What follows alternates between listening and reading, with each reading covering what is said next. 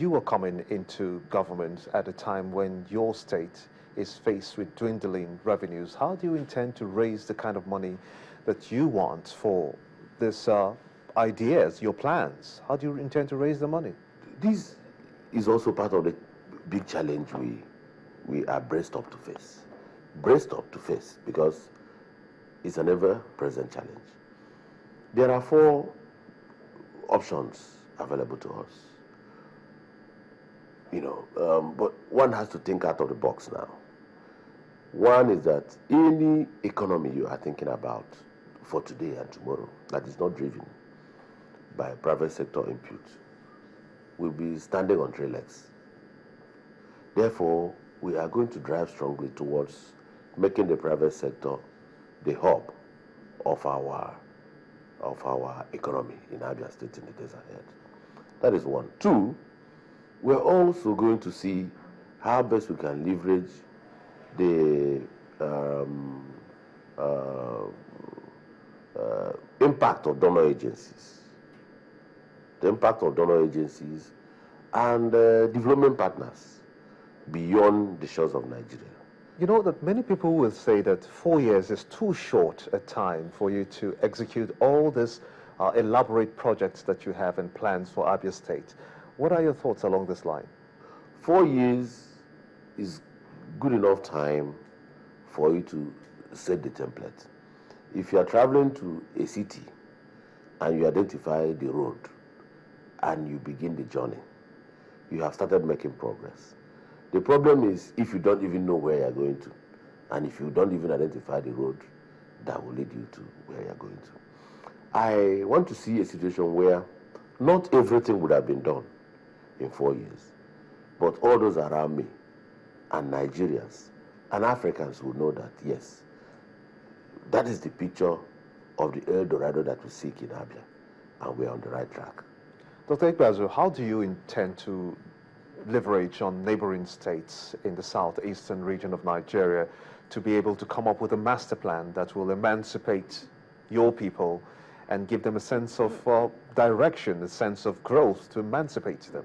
Thank you. I'm one man that has been bothered and worried about lack of regional integration and synergy. And that gap, that huge gap, has created a very serious dislocation even in the central economy. Because today, we no longer talk of what the West can do. We no longer talk about what the East can do. We no longer talk of...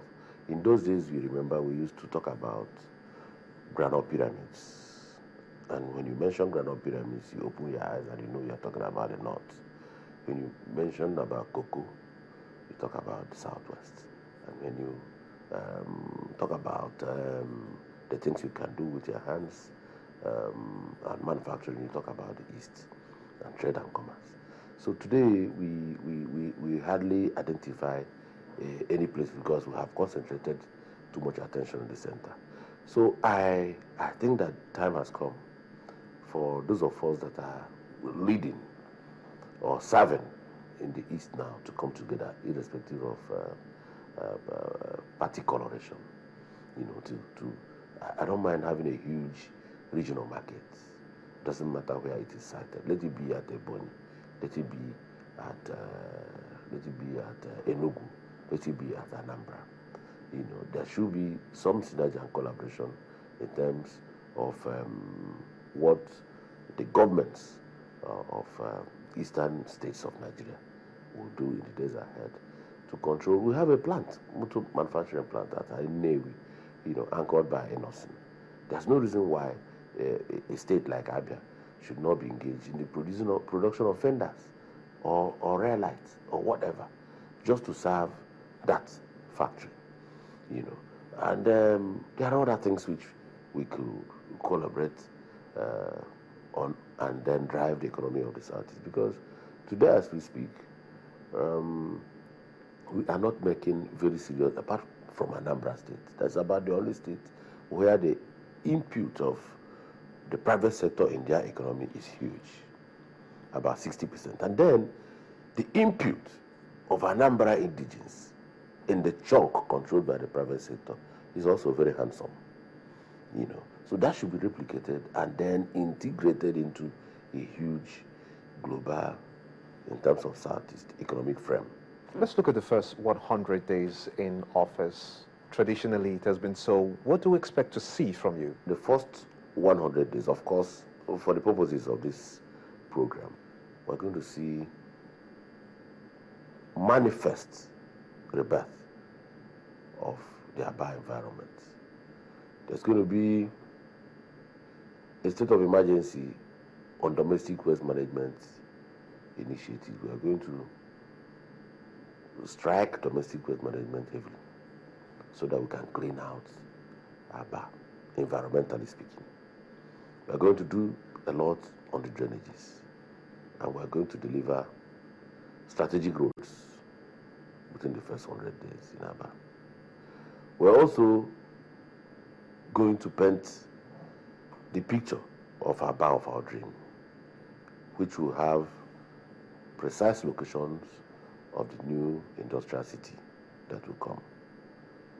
We're also going to have a picture of what the new Umuahia layout will look like, which will house the diaspora village, because we tend to leverage the expertise of Abia people within and outside Abia State. And we are saying that in the days ahead, we'll urge people to come to the table with their expertise and their service. The emphasis will not be how much money you can get, because the kind of people we want in the government ahead, Abia can't even pay them.